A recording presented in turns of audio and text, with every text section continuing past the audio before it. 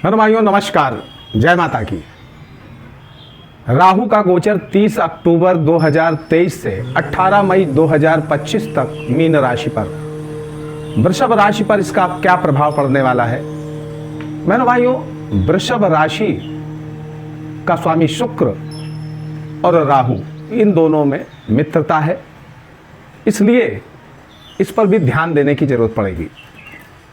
मेरे भाइयों, राहु जब किसी भी जन्म कुंडली में पुरुष राशि में होता है तो व्यक्ति को उद्दंड और अहंकारी बनाता है। उसके स्वभाव में उद्दंडता और अहंकार रहता है। और जब राहु स्त्री राशि में होता है तो प्रायः ऐसे जातक बड़े विनम्र होते हैं और बातचीत के बड़े कुशल होते हैं, व्यवहार कुशल होते हैं। मीन राशि में गोचर और वृषभ राशि के एकादश भाव में राहु का गोचर बड़े अच्छे परिवर्तन आपकी लाइफ में लेकर के आ रहा है। अगर आप वृषभ राशि के व्यक्ति हैं तो इस वीडियो को लास्ट तक देखिएगा। मैं हूं पंडित दिनेश नारायण पांडे और आप देख रहे हैं अपना लोकप्रिय चैनल ग्रहवाणी, और मैं आप सभी का स्वागत करता हूं। आप सभी को धन्यवाद देता हूं कि आप ग्रहवाणी चैनल देख रहे हैं। मेरे भाइयों, वृषभ राशि में एकादश भाव में राहु का गोचर एकादश लाभ का स्थान है, और वहां पर जब राहु गोचर करता है और वो भी स्त्री राशि में और बृहस्पति की राशि में, मीन राशि में, तो व्यक्ति का जो टेम्परामेंट होता है वो बड़ा विनम्र हो जाता है। अब राहु का जो गुण है, एन केन प्रकारेण साम दाम दंड भेद, जैसा भी लगे वैसे धनार्जन करना, जीवन में अपने गेन करना, उपलब्धि प्राप्त करना, एन केन प्रकारेण। स्त्री राशि में है तो बड़ी विनम्रता के साथ, और यही सब कुछ आप करने वाले हैं। अधिक से अधिक धनार्जन के लिए आप विनम्रता का साथ लेकर के आप अपने लक्ष्य की पूर्ति करेंगे, धन की पूर्ति करेंगे। लग्न से एकादश भाव में, चंद्र राशि से एकादश भाव में राहु का गोचर आपको बड़ी अच्छी आर्थिक उपलब्धियां देने वाला है।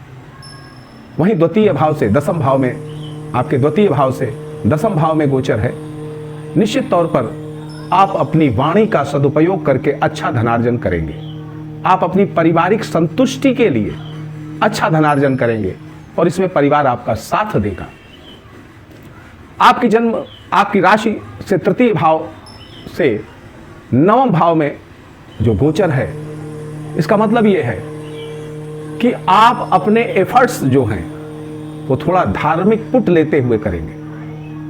धर्म का साथ नहीं छोड़ेंगे, धार्मिक पूजा पाठ को भी रखेंगे साथ में, और दान पुण्य भी करेंगे।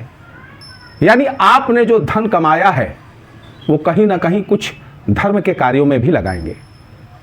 और वहीं चतुर्थ भाव, आपकी राशि से चतुर्थ भाव से अष्टम भाव में जो राहु का गोचर है, आकस्मिक रूप से आपको भूमि भवन वाहन का सुख दे सकता है, और इसका सुख आकस्मिक रूप से कम भी कर सकता है।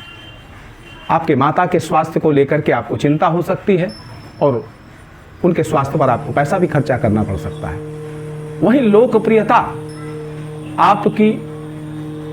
आपके छोटे लोगों में, यानी आपसे जूनियर, आपके जो जूनियर काम करने वाले हैं, या आपके यहाँ जो श्रमिक हैं, या आपसे नीचे जो भी हैं, वो आपसे प्रसन्न रहेंगे। वहीं आपके पंचम भाव से सप्तम भाव में राहु का गोचर आपको चैलेंज उपस्थित करेगा। आपको अपने संतानों की चिंता रहेगी, आपके प्रेम संबंध की आपको चिंता रहेगी, और हो सकता है वहां पर बहुत ध्यान आप ना दे पाएं।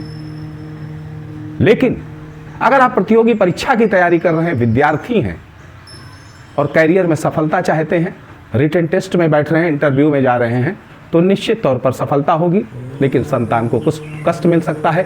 आप अपने प्रेम संबंधों में थोड़ा सा उदासीन हो सकते हैं।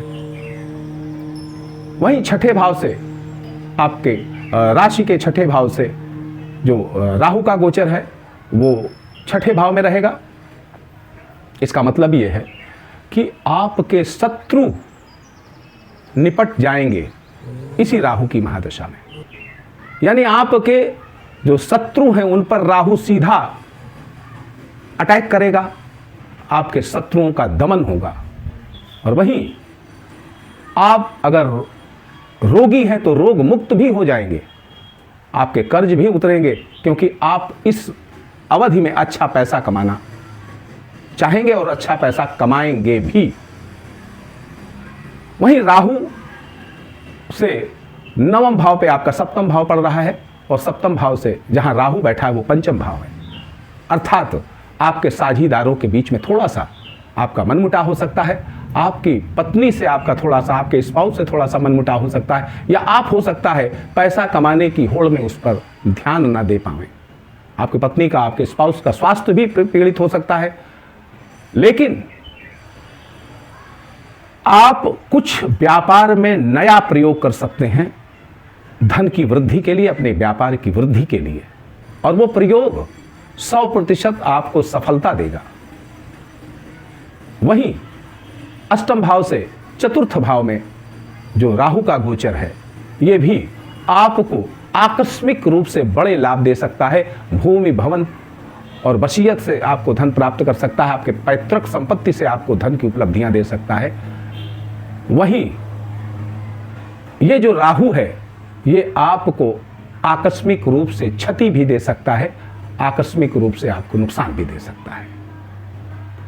नवम भाव से तृतीय भाव में राहु का गोचर है। आपके राशि के अनुसार, आपकी जो वृषभ राशि, उससे नवम भाव का से तृतीय भाव में राहु का गोचर। इसका मतलब यह है कि भाग्य और धर्म को साथ लेकर के, यानी धर्म के पथ पर चलते हुए विनम्रता का भाव लेकर के, उद्दंडता और अहंकार के भाव से रहित होकर के, और वैसे भी आपकी राशि का ये स्वभाव नहीं है, आप अपने काम से काम रखने वाले व्यक्ति हैं, ज़्यादा हस्तक्षेप किसी के ज़िंदगी में नहीं करना चाहते हैं, और ना आप अपनी ज़िंदगी में हस्तक्षेप बर्दाश्त कर सकते हैं। तो ऐसी स्थिति में ये जो भाग्य है वो आपको एफर्ट्स करने की प्रेरणा देगा, धर्म आपको एफर्ट्स करने की प्रेरणा देगा, और उससे आप अच्छी उपलब्धियां प्राप्त कर पाओगे। वहीं दसम भाव से द्वितीय भाव में राहु का गोचर है, और राहु से द्वादश भाव में दशम भाव है। इसका मतलब ये है कि कार्य क्षेत्र में कुछ परिवर्तन आपके साथ हो सकते हैं, या कार्य क्षेत्र में आप स्वयं परिवर्तन करके कुछ अच्छी उपलब्धियों के लिए आप अपने कार्य क्षेत्र में बदलाव कर सकते हैं, या कार्य क्षेत्र में कई नई योजनाओं का क्रियान्वयन कर सकते हैं। वहीं आपके पिता के स्वास्थ्य को लेकर के भी आपको थोड़ी सी परेशानी हो सकती है। बहनों भाइयों, ये राहु का गोचर निश्चित तौर पर आपको बड़ी अच्छी उपलब्धियां देने वाला है। बस हर जगह पर सकारात्मक और नकारात्मक दोनों तरह के पक्ष होते हैं। इतनी अच्छी उपलब्धियां देना चाहता है राहु, लेकिन आपकी राशि से लौहपाद से जो इस शनि का आगमन हो रहा है, तो वो कुछ समस्याएं भी देगा। तो सिर्फ आप यही न देखिए, इसका क्रीमी लेयर मत देखिए, इसकी ये भी देखिए कि इसमें कुछ परेशानियां भी आपकी लाइफ में आ सकती हैं, तो उनसे भी आप सतर्क रहिएगा। बाकी ये राहु का गोचर बड़ी अच्छी उपलब्धियां देने वाला है। आप सुखी रहें, समृद्ध रहें, इसी मंगलमयी कामना के साथ प्रेम से बोलिए जय माता की।